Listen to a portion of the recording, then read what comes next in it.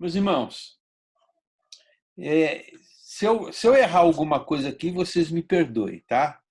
É, nós estamos falando da Trindade, e a Trindade significa, né, falar de Deus, da obra poderosa de Deus, do Espírito Santo, e agora nós estamos falando da terceira pessoa, que também é Deus, né? Que é o Senhor Jesus Cristo. Eu quero dizer para vocês que, se a gente for falar um pouquinho só, né, do Senhor Jesus, nós vamos falar que nem o apóstolo falou para nós, que se tivesse todo o livro da terra, pudesse escrever a vida do Senhor Jesus, isso não iria ser suficiente, de tantas coisas que ele fez, né, em 3 anos de ministério. Então, eu creio que nós vamos falar hoje um pouco mais de Jesus, a terceira trindade, e depois, a semana que vem, talvez a gente encerre. E aí a gente vai dar continuidade a alguns estudos. Eu tenho no meu coração de fazer um paralelo entre Gênesis, né, que é o início, e o Apocalipse, que é o fim, né? Antes da gente entrar na Bíblia mesmo, né? Que a Gênesis fala, né, da terra, do Éden, do jardim do Éden, e Apocalipse fala de um novo céu, nova terra. Então tem muita coisa para a gente falar. Vamos ver também sobre, né, como que a gente pode interpretar a Bíblia. Isso é uma escola do Miguel, como a gente pode interpretar a Bíblia, né? Hermenêutica, exegese, nós vamos falar um pouquinho disso. Vocês veem que o nome pode ser meio complicado, mas não tem nada demais sobre isso. Quero falar de algumas personagens da Bíblia e também sobre o livro de Salmos. O livro de Salmos eu acho que é sensacional, porque é o sentimento do homem. Salmos, não sei se vocês sabem, são canções. Deus deixou 150 salmos para que nós pudéssemos ver como as pessoas se sentem. Elas são iguais a nós, como elas se sentiam, né? Diante de uma dificuldade, diante de uma situação que só Deus poderia e pode, né, reverter. Hoje nós vamos falar um pouco de algumas coisas do Senhor Jesus. Eu quero dizer para vocês, Jesus Cristo é uma realidade. Nós temos que ter isso em nosso coração. Ele veio para cumprir uma obra, né, que estava determinado, e a Bíblia fala, desde a fundação do mundo. E quero dizer que muitas vezes nós não temos noção daquilo que Deus está fazendo, né, na face da terra. E Jesus tinha uma nacionalidade. Qual era a nacionalidade de Jesus? Eu vou fazer algumas perguntas, eu quero que vocês interajam comigo, tá bom? Porque a escola bíblica, nós temos que pensar, Ele raciocinar. era judeu. Ele era um judeu, né? E que país ele nasceu mesmo? Israel. Israel. Por quê? Podia ter nascido no Brasil, na Europa. Por que Israel? Que as promessas falavam que ia ser de Israel que ia sair o Messias. Exatamente. Porque Israel foi um povo escolhido por Deus, através de Abraão, para que a obra de Deus se cumprisse. E quero dizer para vocês que Deus nunca deixou de ter o controle da história do homem. O homem acha que pode mudar a história. Não, ele não pode, porque a história está nas mãos de Deus. Deus deu uma promessa para Eva quando ela pecou, Adão e Eva. E Eva, ela falou assim, ó, de ti sairá uma semente que pisará a cabeça da serpente. Imagina, Deus sempre falou desse jeito, né? Assim, de metáfora. Eu vou passar um vídeo agora para que vocês possam ver o que Deus está fazendo, principalmente na terra de Israel. Deve ter alguns comerciais, vocês não ligam? É rapidinho, 5, 7 minutinhos, mas eles estão falando, lógico, né, em hebraico. Vou tentar abrir a tela para que vocês possam prestar atenção e ler, né, e ler a tradução que é colocado, né? Não sei se algum de vocês já viu esse vídeo, vocês me perdoem, mas eu acho muito importante. Vamos ver se eu consigo. Aqui, ó.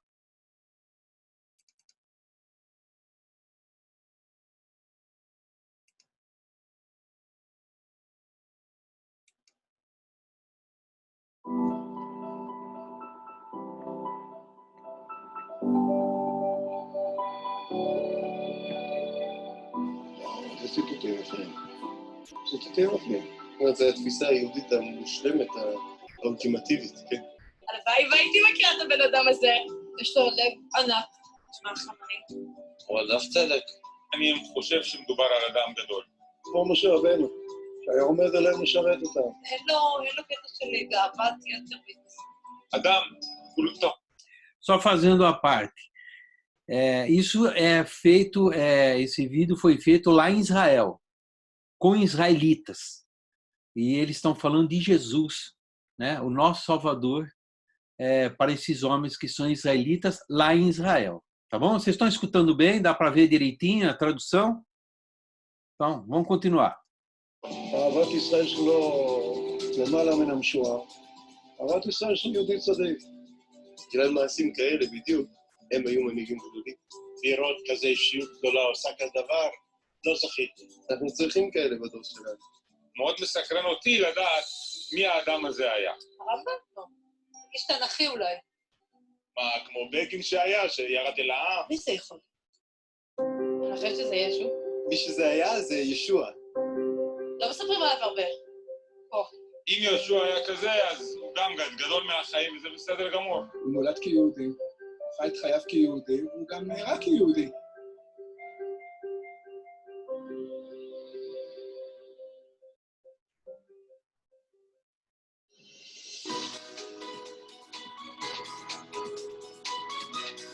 את רוצה לשמוע על ההישג הכי גדול של ישוע?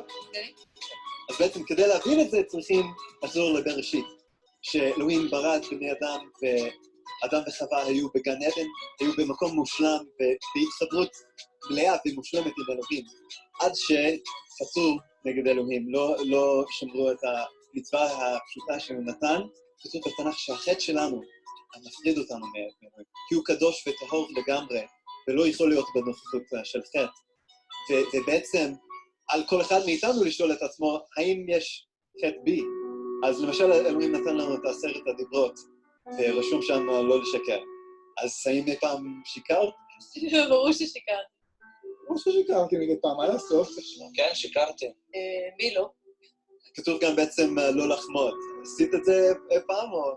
כן. ברור. כתוב גם לא לגנוב אפילו משהו קטן, או אפילו להוריד משהו מהאינטרנט שלא שייך לך.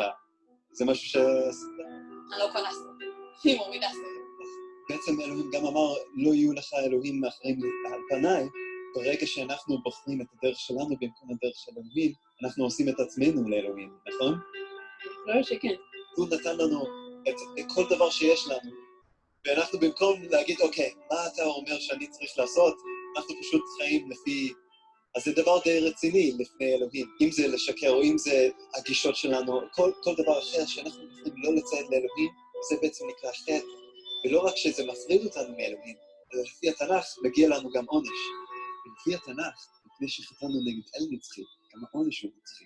זה מקום שנקרא גיהנום. אני לא מאחל לאף אחד שיגיע לשם. אבל יש חדשות טובות. אלוהים הוא לא רק שופט, אלא גם הוא אבא שאוהב אותנו. ישוע בעצם סיפר משל על מי הוא אלוהים. יום אחד בן צעיר ביקש את חלקו בירושה מאביו, כאילו אביו כבר מת, ואביו מסר אותו אליו.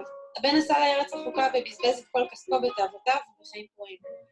אחרי שאיבד את הכל, הוא מצא עבודה מושפלת מאוד כרועה חזירים, הוא עשה חשבון נפש והחליט לחזור אל אביו. בעודו רחוק, אביו ראה אותו, נתמלא רחמים, רץ אליו, חיבק אותו ונשק אותו. הבן אמר, אבא, חטאתי לשמיים ולך, ואינני ראוי עוד להיקרא בנך. אז האב הלביש אותו בבגדים מפוארים, עשה לו מסיבה גדולה והזמין אורחים ואמר, בוא נאכל ונשמח, כי בני זה היה מת, והנה חזר לחיים, עבד והנה נמצא. הוא נותן צ'אנס שני. אני ואתה וכולנו, אנחנו כמו הבן הזה, שאנחנו קיבלנו המון דברים מאלוהים, כל מה שיש לנו, אבל אנחנו החלטנו לצאת ולבזבז את זה על כל מיני דברים שאנחנו רוצים, במקום לכבד את אלוהים בחיים שלנו, למרות כל הטעויות, למרות כל השקרים, למרות כל הדברים שאנחנו עשינו, אלוהים עדיין אוהב אותנו, והוא נמצא שם כמו אבא, הוא מוכן לחבק אותנו ומוכן לסלוח לנו, ולפי התנ"ך יש מחסום בינינו לבין אלוהים, וזה החטא שלנו. כדי לכפר על החטא, כדי לקבל סליחה, היו מביאים קורבנות לבית המקדש. קורבן היה לוקח על עצמו את החטא של האדם, אבל אלוהים אמר שיום אחד המשיח יבוא. מה התפקיד של המשיח בעצם? כן, שאלה מצוינת. כתוב בישעיהו נ"ג, שהמשיח יבוא, שהעם שלנו ידחה אותו, שהוא יסבול וימות עבור החטאים שלנו, ואז הוא יקום לתחייה. ויש המון נבואות ספציפיות על מי המשיח יהיה, בדיוק מתי הוא יבוא אפילו. כתוב שהוא יבוא לפני חורבן בית המקדש השני, שזה קרה ב-70 לספירה. כתוב במיכה פרק ה' שהוא ייוולד בבית לחם, ובעצם ישוע הגשים את כל הנבואות האלה, אפילו עד לפרט האחרון.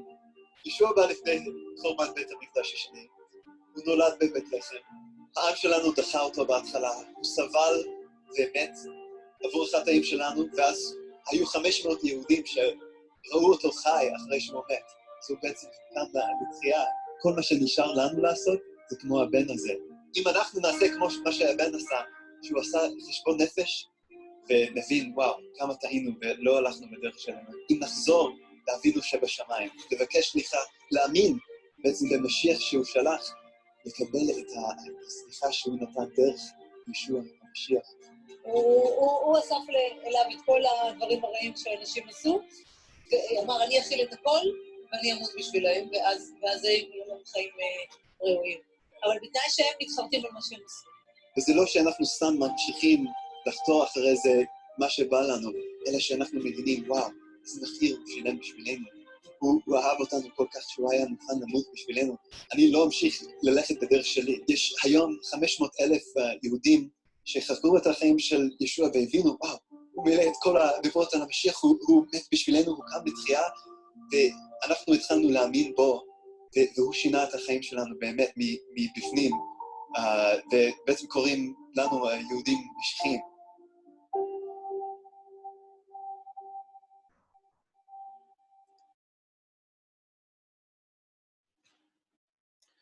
Amém, meus irmãos? Vocês gostaram? Você viu que é um judeu convertido pregando para outros judeus lá em Israel. Existem mais de 500 mil judeus cristãos. Jesus está tocando no povo, primeiro povo dele. E Deus é poderoso para isso. Deus não vai esquecer do povo. Você viu que ele começou a falar desde o início, né? Ele começou a dizer... Deixa eu só colocar aqui o que nós vamos falar hoje. Espera aí. Você viu que ele começou a falar, explicar para os judeus que Isaías já falava, Daniel falava, Davi, Miqueias, Jesus estava, né, já prefigurado desde lá de Gênesis. E é isso que eles não entendiam. É por isso que eu acho muito importante a escola dominical, porque nós temos que aprender a ler, nós não temos que ter emoção. Tem muitas pessoas que gostam de ter emoção. Ah, vou ter uma emoção, quero ver um culto abençoado. É lógico, é benção, mas estudar a palavra de Deus é você se aprofundar naquilo que Deus tem para cada um de nós. Ali foi falado, quer dizer, os judeus estão se convertendo. E nós? Muito mais nós, né?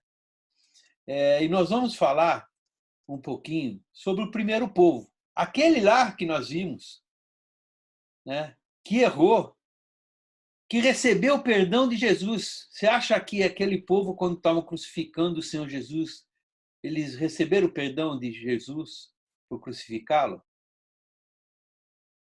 Aonde está escrito isso daí? Alguém sabe? Alguém sabe em que momento Jesus perdoou o povo? No momento em que ele pediu ao Pai que perdoasse, porque eles sabiam o que estavam fazendo. Exatamente. Exatamente. No momento que ele estava sendo crucificado, ele orou a Deus, orou ao Pai, dizendo: Pai, perdoa-os. Eles não sabem o que ele faz. Aquele lá é o primeiro povo. E no primeiro povo, olha como Deus cuida. E ele chama do primeiro povo de primogênito. Em Êxodo 4, ele dá uma ordenança para Faraó.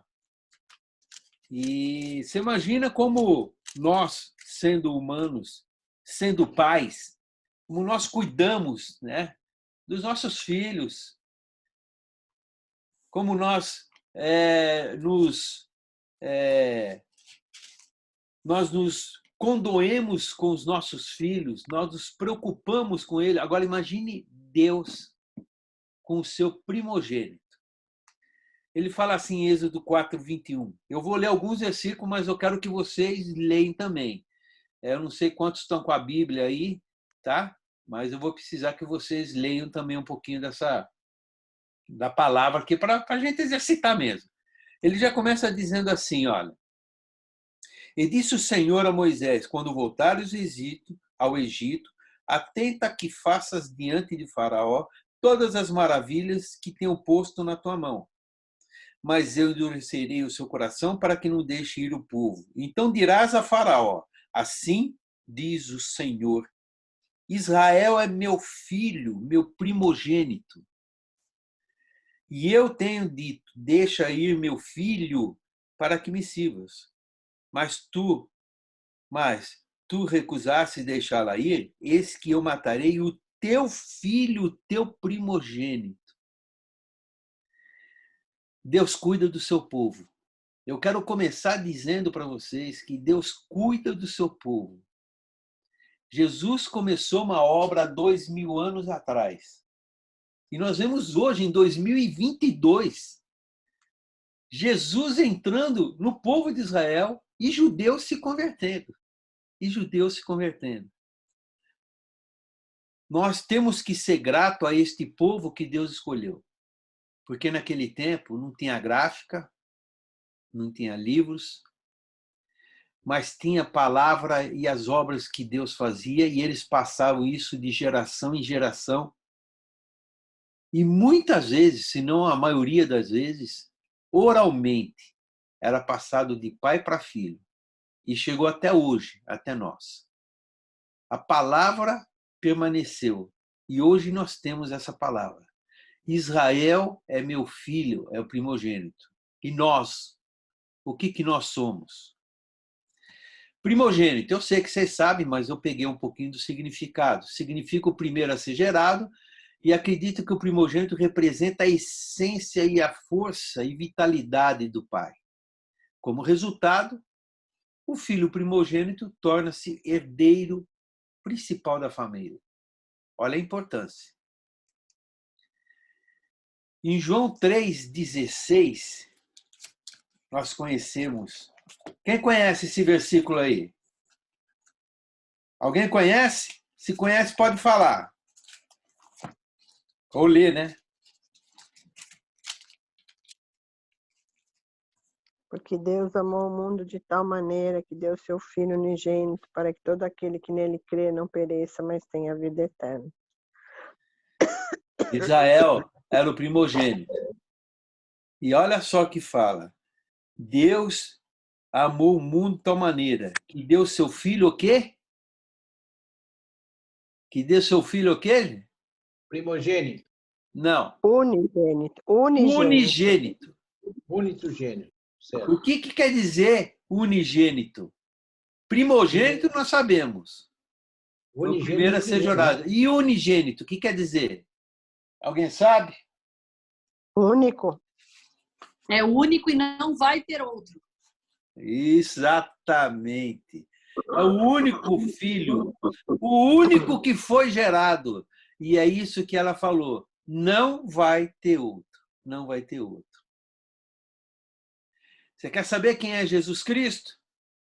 Colossenses, no capítulo 1, no versículo 13 em diante, diz assim, olha, o qual nos tirou da potestade das trevas e nos transportou para o reino do seu Filho, do seu amor, do Filho do seu amor, em quem temos a redenção pelo sangue, a saber, a remissão, a salvação dos pecados, o livramento dos pecados. É o pecado que faz separação entre Deus e o homem. Se não tem pecado, nós temos acesso pelo poder do sangue de Cristo, através do Senhor Jesus, nós temos acesso ao Santo dos Santos, que é onde Deus está. Em quem temos a redenção pelo seu sangue, olha aí, a saber, a remissão dos pecados, no qual é a imagem de Deus invisível, o primogênito de toda a criação. Israel foi o primogênito aqui na terra. Jesus é o primogênito da criação e é unigênito. Porque nele foram criadas todas as coisas que há nos céus, na terra, visíveis e invisíveis, sejam tronos, sejam dominações, sejam principados, potestades, tudo foi criado por ele e para ele. E ele é antes de todas as coisas, e todas as coisas subsistem por ele. Ele é a cabeça do corpo da igreja. É o princípio e o primogênito dentre os mortos, para que em tudo tenha a preeminência. Nosso Senhor Jesus é o primogênito, é o unigênito. E Deus escolheu um povo na terra. E o povo, quando o Senhor Jesus veio, eles não perceberam que ele fazia parte da promessa. Israel rejeitou naquele tempo, nós vemos que hoje as coisas estão mudando, mas Israel naquele tempo rejeitou a vinda do Senhor Jesus. Aquele foi o primeiro povo. Existe outro povo, pessoal? Meus irmãos, existe outro povo ou só aquele lá?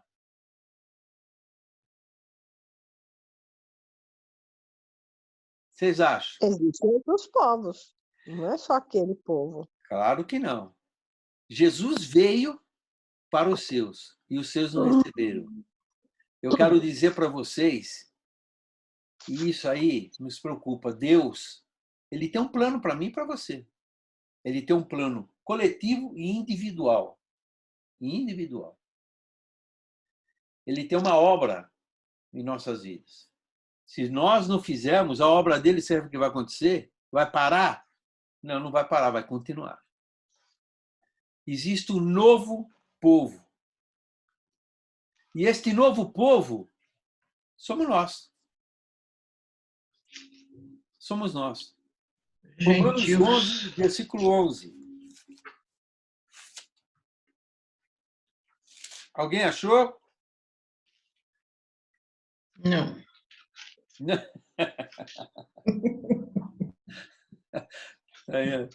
A sinceridade é fundamental. Não acharam? Eu respondo pelos outros. Por mim, pelos ninguém outros. Achou.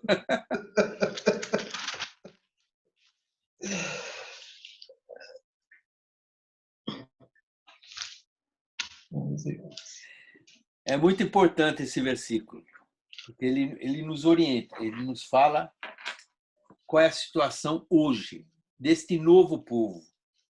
Digo-vos, pois, porventura tropeçaram para que caísse? De modo nenhum, mas pela sua queda veio a salvação aos gentios para incitar a emulação. Nós, gentios, somos nós.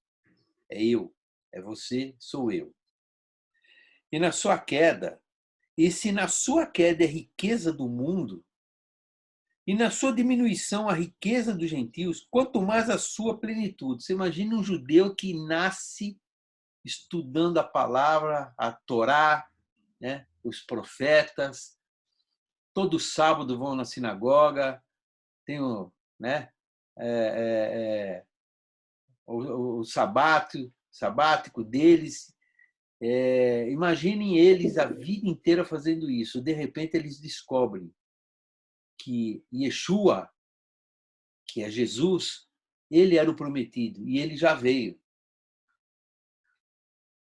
Foi que nem Paulo. Paulo, ele tinha conhecimento total, o apóstolo Paulo tinha conhecimento total da história do povo de Israel. Aquilo que os profetas falaram, profetizaram. Só que ele não tinha entendimento de que aquele que veio e foi crucificado, ele era Yeshua, o prometido. Quando ele teve esse conhecimento, ele largou tudo e falou, agora eu vou seguir. Continuando aqui. Porque convosco falo, gentios, que enquanto for apóstolo de gentios, glorificarei o meu ministério. Eu estou lendo Romanos, versículo 14 agora, para ver se de alguma maneira posso incitar emulação os da minha carne e salvar alguns deles. Porque se a sua rejeição é a reconciliação do mundo, qual será a sua admissão senão a vida dentre os mortos? Olha a comparação que ele está fazendo. É o que está acontecendo hoje. E se as primícias são santas, também a maço é. Se a raiz é santa, também os ramos são.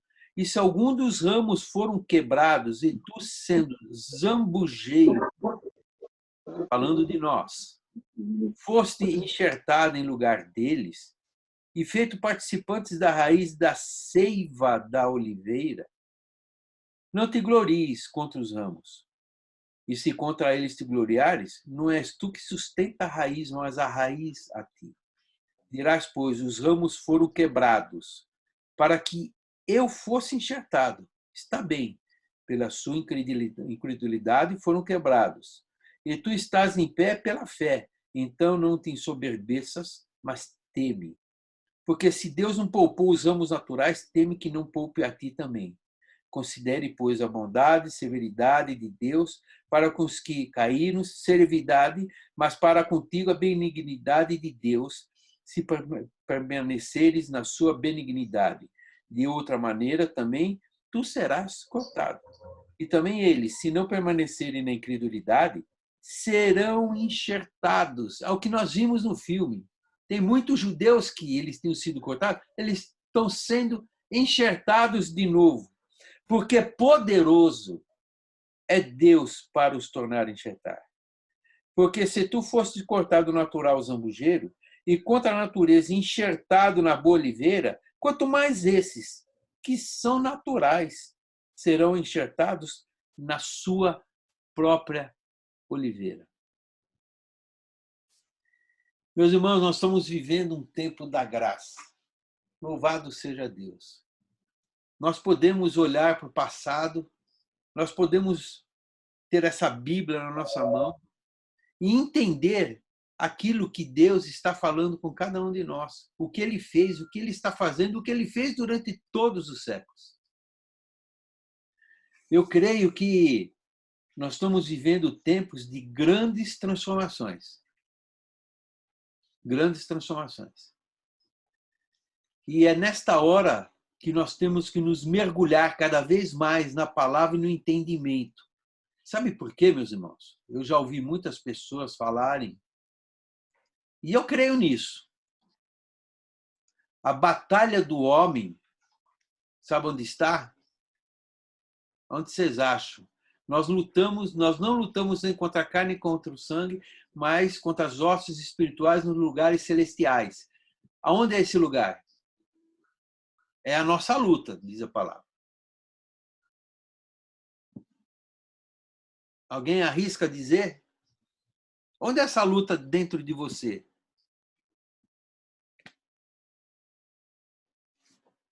Nos lugares celestiais. Onde? Da carne contra o espírito? Então, nossa luta não é nem contra a carne, nem contra o espírito, mas é contra as hostes espirituais nos lugares espirituais. Nós vimos na aula passada que nós somos um ser material, sim, mas muito mais espiritual. Amém. Nós temos espírito e alma. e só uma carne. Vimos também que a carne não sobrevive sem a alma, mas a alma sobrevive sem a carne. Quando essa carne voltar para o pó, desculpe, a alma vai continuar viva. Então, aonde é essa luta hoje aqui na Terra? Sabe onde é? Aqui, ó. E o pastor, se não me engano, ele trouxe uma palavra, o pastor Ricardo trouxe uma palavra umas 2 ou 3 semanas falando disso daqui, ó. É na mente. A mente, o coração da mente. A mente e o coração. coração. É por isso que nós prestamos um culto santo, claro, e racional. Não é de qualquer jeito. Nós somos enxertados no lugar de outros ramos. O que é oliveira? Eu vou mostrar para vocês o que nós éramos. Oliveira brava. Ou seja, jambuzeiro também é chamado de oliveira brava. Por quê? Porque não dá fruto. E o fruto que a gente dá não é próprio para o consumo. Qual é o fruto que o mundo dá? Não dá fruto. Não dá fruto. Aí no mundo existe muita gente que eu vou dizer para vocês assim, são interesseiras. Estão perto de você por interesse. Não é por amor. Estou falando, não é verdade? Estou falando alguma besteira? Não estou. A oliveira brava éramos nós. Nós éramos zambujeiro. E quando nós aceitamos a Cristo, nós fomos enxertados na oliveira verdadeira. E o que é enxertar? É ato de inserir os ramos de uma planta numa outra para que esta cresça e se desenvolva usando a seiva e o nutriente da planta principal, nós poderíamos dizer, da oliveira principal. Em outros fala assim, proporciona o desenvolvimento de uma nova planta a partir da união do tecido vegetal de diferentes espécies. Quando nós somos enxertados na oliveira, meus irmãos, nós temos que nos tornar uma nova criatura. Se nós temos a consciência, sabe,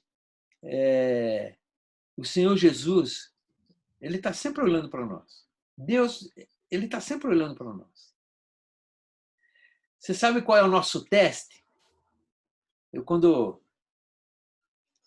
eu trabalhava, né, eu trabalhava numa multinacional e eles tinham muito disso daí. Eles sempre pesquisavam para ver quem que era realmente o funcionário mais dedicado, fiel. E sabe o que eles faziam? O gerente falava assim para nós, olha, eu vou ter de ficar hoje o dia todo fora, vou ter uma reunião fora, vou sair umas 9 horas, só vou chegar umas 5 da tarde, tá bom? Tchau, e ir embora. O pessoal dizia assim, ó, desculpe eu falar a expressão, né? Quando o gato sai, os ratos fazem a festa. Mas ele deixava sempre uma ou outra pessoa de uma outra seção que passava lá no departamento, só como quem não quer nada. E ele via a reação de cada pessoa, como ele estava agindo, com o chefe longe. Quando nós temos a consciência que Deus está olhando para nós, eu não vou fazer isso porque vai desagradar ao meu Deus, que Ele está me vendo. Ninguém está me vendo. Ninguém nessa terra está me vendo, mas Deus está vendo. Quando Ele fala assim para nós, ora em secreto, entra no teu quarto, fecha a porta, ninguém está te vendo, mas ora em secreto, você vai ver que eu vou te responder também em secreto. Sabe o que Ele está dizendo? Que as coisas visíveis não têm significado nenhum. O importante é invisível. Porque tudo que é visível, já diz a palavra que tudo que é visível um dia vai passar, vai acabar. Mas a invisível vai permanecer. E Deus está olhando para nós. Quando nós temos esse entendimento que nós éramos um jambuzeiro e hoje nós temos esperança para onde nós vamos, porque nós fomos enxertados na oliveira verdadeira, e hoje nós estamos em pé, como disse Paulo, pela fé, então não se ensoberbeça. Porque se os ramos atuais foram cortados, se eu começar a fazer qualquer coisa, eu vou acabar sendo cortado. É o que a palavra fala para nós, é o que Paulo fala. Hoje, nós temos uma condição diferente. Nós somos o povo. Qual é o povo de Deus aqui na terra? Somos nós. É o povo de Jesus Cristo. Somos o primogênito? Não, nós não somos o primogênito. E Paulo fala, Deus é poderoso para tornar e enxertar. Eu creio que o povo de Israel um dia vai reconhecer todo o povo. Quem foi Jesus Cristo? Yeshua, o prometido. Sabe por quê? Por causa do amor. É aquilo que nós vimos no filme, né? Aquele filminho. Ele falando, ele colocou a parábola do filho pródigo, que saiu para desperdiçar, mas quando ele voltou, ele pensava que o pai ia dar uma bronca nele, o pai o recebeu de braços abertos. Esse é o povo. Hoje nós somos o povo, nós temos responsabilidade nesta terra.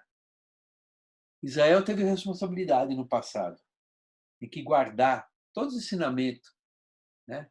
Tinha que guardar aquilo que Deus estava fazendo, né? E estava preparando através dele. Um povo na terra, né? Que cria em um só Deus, que passou de geração em geração, né? Através dos filhos, oralmente, a palavra de Deus. Hoje nós somos aquele que é chamado de sal da terra e luz do mundo. Nós vamos ver isso mais para frente. Em Gálatas 3, ele fala isso para nós, versículo 7. Sabeis, pois, que os que são da fé são filhos de Abraão. Ora, tendo a Escritura previsto que Deus havia de justificar pela fé os gentios, de novo está falando do jambuzeiro aqui, ó, do jambuzeiro. De novo está falando da oliveira brava. De novo está falando dos ramos que foram enxertados na oliveira verdadeira. Anunciou o primeiro evangelho a Abraão, Abraão judeu, dizendo: todas as nações serão benditas em ti. Olha como Deus olha para você, né?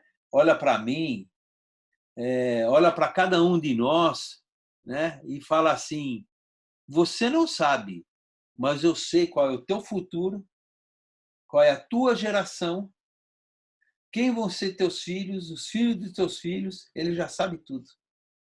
Foi assim que ele fez com Abraão. De sorte que os que são da fé são benditos com o crente Abraão. Quem é crente aí? Quem é crente? Levanta a mão. Crente em Jesus Cristo. E no versículo 16 ele fala assim: ora, as promessas foram feitas a Abraão e a sua posteridade. Não diz as posteridades, como falando de muitas, mas como de uma só. E a tua posteridade, que é Cristo. Posteridade que é Cristo. E finalmente no versículo 29, para nós.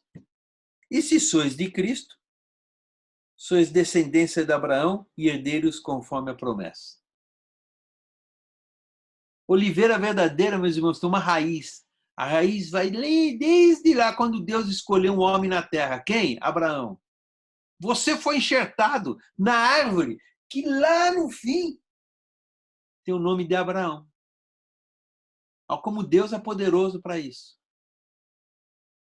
Nós fomos enxertados e hoje nós podemos dizer, nós somos escolhidos junto com o crente Abraão. Por causa de Cristo. Por causa da posteridade. por causa da promessa.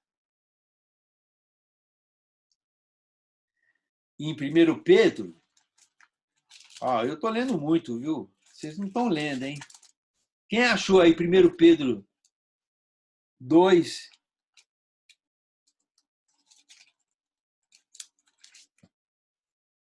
Cadê? 2, 9 e 10. Aí é 10, não é 1 não, tá? 9 e 10. Quem achou pode ler. Achei. Então vai. Lê, Silvio. Vós, porém, sois raça eleita, sacerdócio real, nação santa, povo de propriedade exclusiva de Deus, a fim de proclamardes as virtudes daquele que vos chamou das trevas para a sua maravilhosa luz. Vós, sim, que antes não éreis povo, mas agora sois povo de Deus, que não tinheis alcançado misericórdia, mas agora alcançaste misericórdia. Amém. Vocês estão vendo, meus irmãos, como é importante nós termos essa consciência aqui, ó. Nós temos que entender que pelo poder de Deus, nós fomos enxertados num povo escolhido por Deus.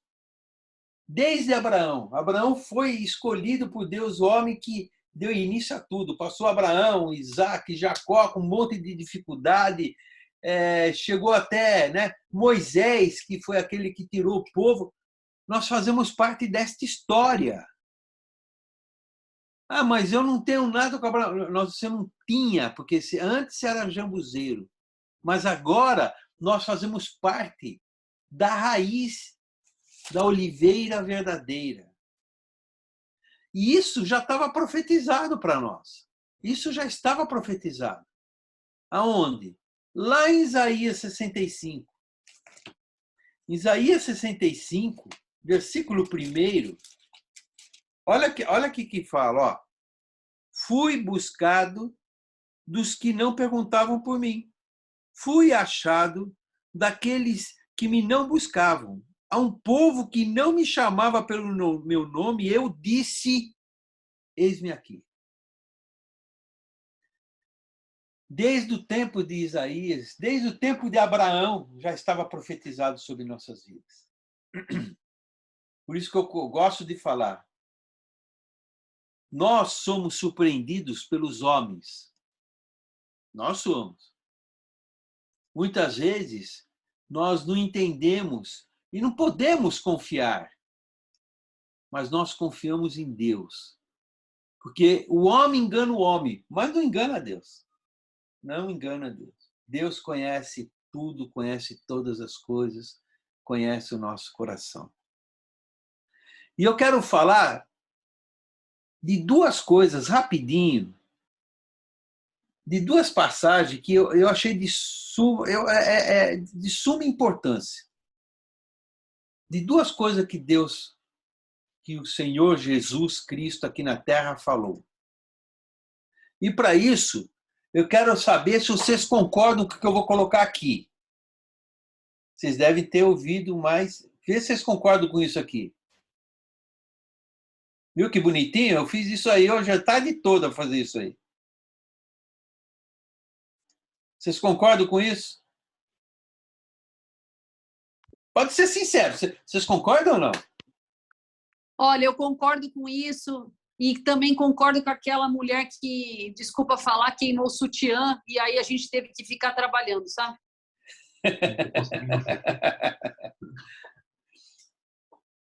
Todo mundo concorda com o que ela disse? Vocês concordam com essa frase aqui? Essa frase aqui, vocês concordam ou não?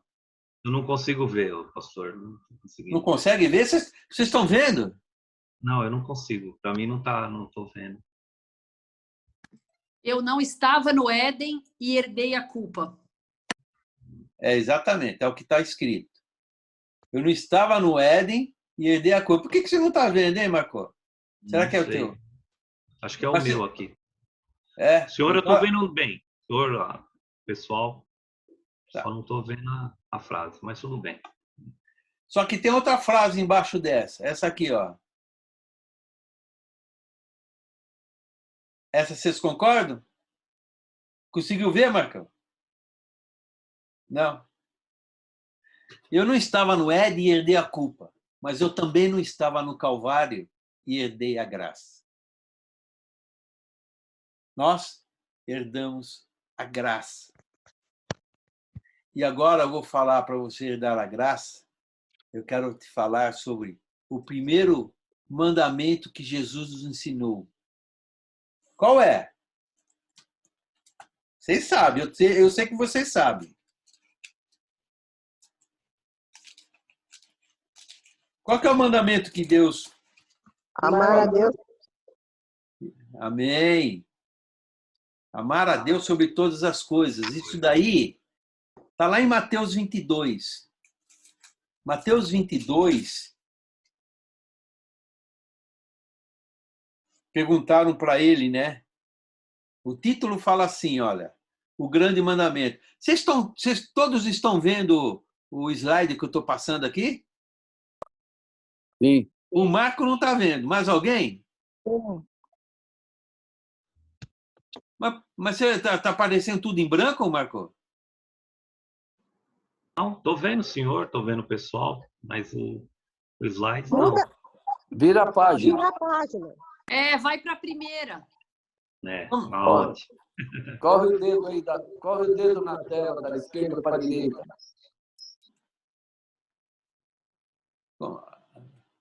Sim? Não. É isso aqui que eu estou fazendo? Vocês não estão vendo o slide? Estamos vendo. Então está todo mundo vendo. Só eu que não. Ah, bom, então tá. Vamos embora. Não conta para ele, né? Não conta para ele, não vou contar, Marco, depois eu vou te mostrar. Já apareceu aqui, ó. Mateus 22. E os fariseus ouvindo ele, né? Emudeceram os saduceus, reuniram no mesmo lugar. Um deles, doutor da lei, perguntou: Mestre, qual é o grande mandamento? E Jesus disse: amarás o Senhor teu Deus de todo o teu coração e de toda a alma e de todo o seu pensamento. Este é o primeiro e grande mandamento. E o segundo, semelhante a esse, semelhante ao primeiro. Se é semelhante, é igual ao primeiro. Então, o primeiro e o segundo são iguais. Eu tô vendo. Amarás o teu próximo como a ti mesmo. Esses dois mandamentos dependem de toda a lei e os profetas. Amor. Sabe o que eu quero dizer aqui, meus irmãos? Quem rejeitar quem você é rejeitar a Deus que te criou. Muitas vezes nós não concordamos, falamos, mas por que eu fui criado assim? Por que eu sou assim? Você foi assim porque Deus fez. Deus fez. Que Deus idealizou cada um de nós. Se nós rejeitamos quem nós somos, nós estamos rejeitando aquele que nos criou. Eu creio que nós vamos, né? Quando nós estivermos com Cristo, eu creio, eu vou estar com o corpo glorificado, eu creio que eu vou estar mais bonito, mas eu vou continuar sendo o Ricardo, o pastor Ricardo. Lá não vai ser pastor, não, mas vou continuar sendo o Ricardo Sieri. 1,65 m. Não vai mudar, não. Não vai mudar, meus irmãos. Cada um vai ter vamos dizer, o jeito, né? A feitura daquilo que nós somos aqui. Só que, lógico, melhorado, né? Lógico, um corpo glorificado. Imagine como vai ser lá no céu. Imagine comigo. Primeira pergunta, nós vamos... Lá no céu vai ter comida? Hoje, às vezes, a gente come uma comida gostosa, tem gente que gosta de um churrasco, uma picanha, né? Um estrogonofe de carne bem feito, né? Agora, no frio, uma sopa. A gente tem vários sabores na terra que Deus deixou para nós. E nos céus nós vamos comer? Alimento espiritual. Não. Eu garanto que o alimento dos céus vai ser aquele que vai nos dar vida eterna. Mas nós vamos comer ou não? Vamos. Vamos. Jesus falou quando ele participou da ceia. Ele falou assim, eu quis muito participar desta última ceia, que foi na época da Páscoa, mas era uma ceia. E vos digo que não mais comerei e beberei do fruto da vide até quando nós estivermos lá nos céus. Quando nós formos no céu, nós vamos participar da ceia com Jesus lá nos céus. Aqui nós participamos entre nós. Depois nós vamos estar participando lá nos céus.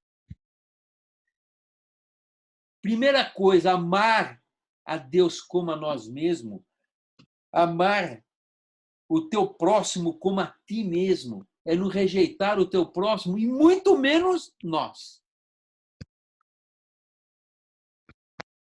Eu creio que se nós não tivermos este amor que Jesus falou, amar a Deus, aí ele fala de todo o seu coração, de toda a sua alma e de todo o pensamento completo.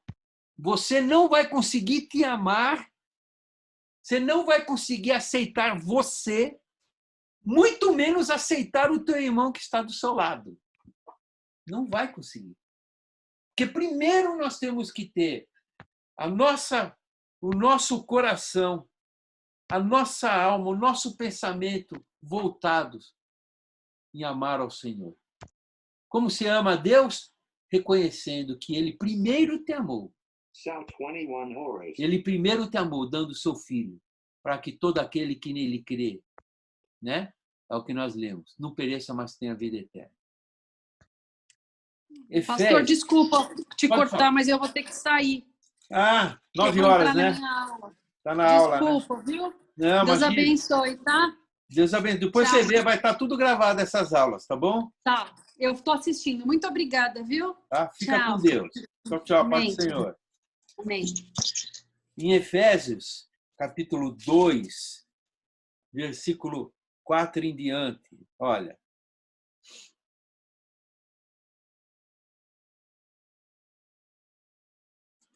Eu não vou ler tudo.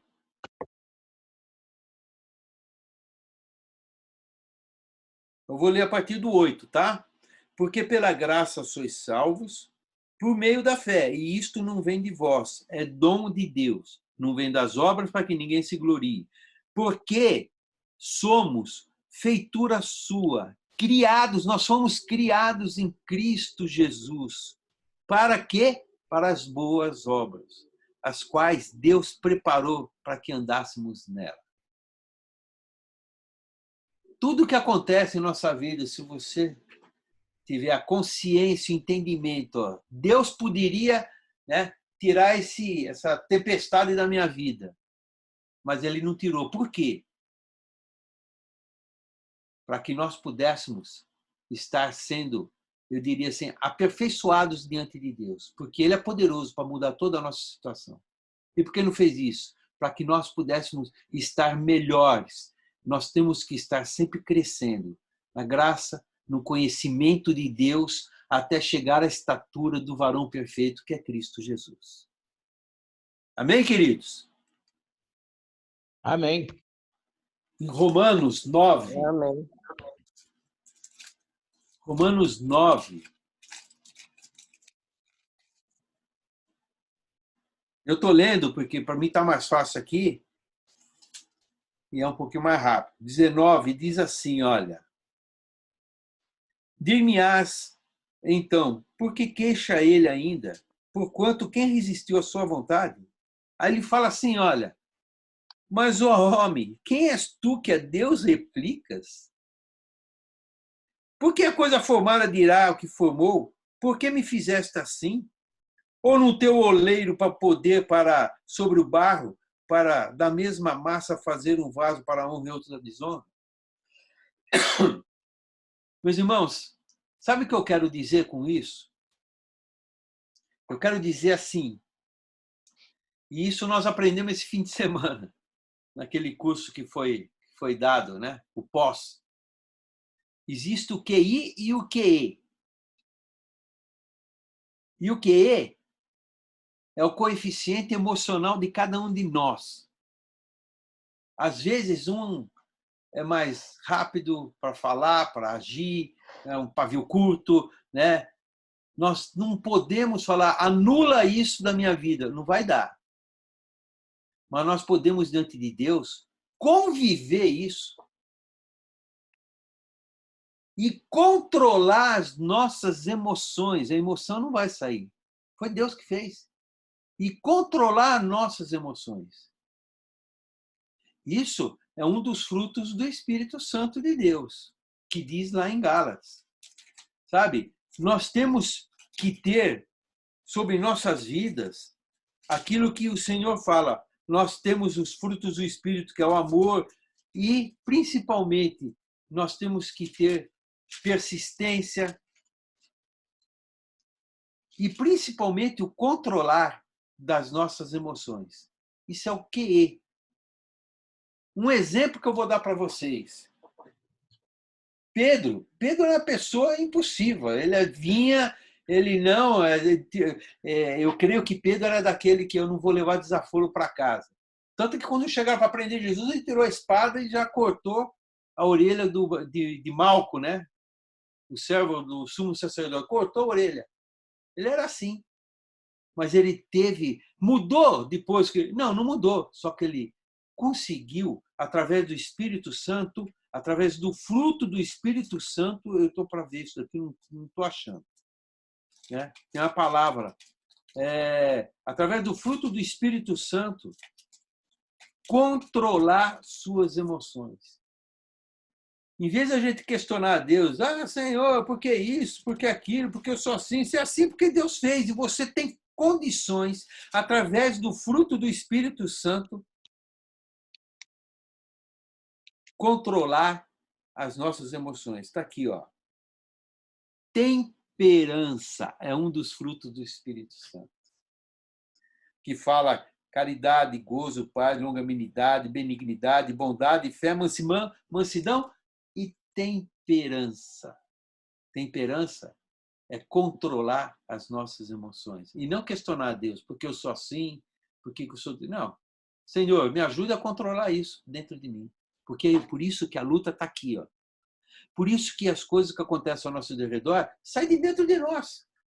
Eu falei, nós falamos. A gente fala daquilo que o coração está cheio. Não adianta. Aí nós podemos falar como Paulo, né?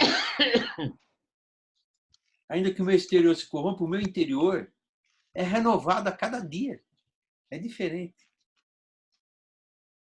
E lá em Efésios, olha como Deus faz. Isso é igreja, viu, meus irmãos? Isto é igreja. Gálatas 4. Ora, isto ele subiu, senão aquele que também tinha descido às partes mais baixas da terra, e aquele que desceu é também o mesmo que subiu acima de todos os céus para cumprir todas as coisas. E ele mesmo deu uns para apóstolos, uns para profetas, outros para evangelistas, outros para pastores e doutores. Com qual finalidade? Querendo o aperfeiçoamento dos santos, para a obra do ministério e edificação do corpo de Cristo. Amém, queridos? E para terminar essa fase, 1 Coríntios. Eu quero que vocês leiam. Você falou Gálatas, mas está escrito aí Efésios? Não. Em Gálatas. O fruto do Espírito.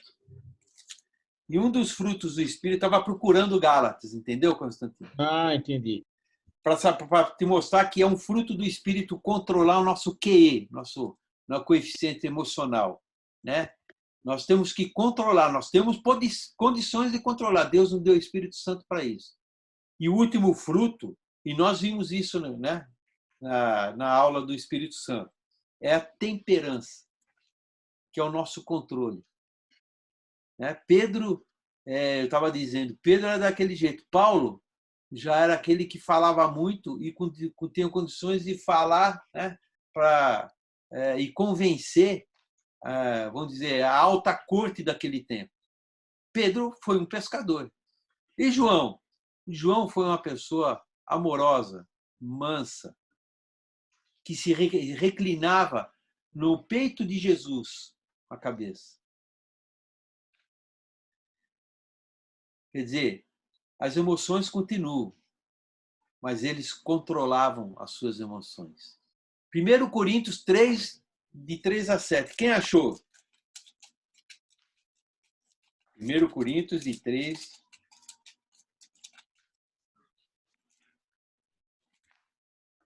Ninguém achou? Vocês não estão procurando, né?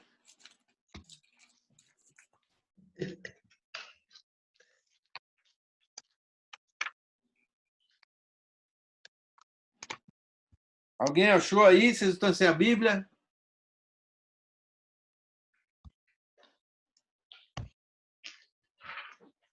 Posso pedir para alguém ler? Vamos lá. 1 Coríntios 3, versículo de 3 a 7. De 3 a 7. Porque ainda sois carnais, pois havendo entre vós inveja, contendas e dissensões, não sois porventura carnais e não andais segundo os homens? Porque dizendo um, eu sou de Paulo, e outro, eu de Apolo, porventura não sois carnais? Pois quem é Paulo e quem é Apolo, senão ministros pelos quais e conforme o Senhor deu a cada um? Eu plantei, Apolo regou, mas Deus deu o crescimento. Pelo que nem o que planta é alguma coisa e nem o que rega, mas Deus que dá o crescimento. Vai até o versículo 9, minha irmã, por favor. Até o 9? Até o 9. Ora, o que planta e o que rega são um, mas cada um receberá o seu galardão segundo o seu trabalho.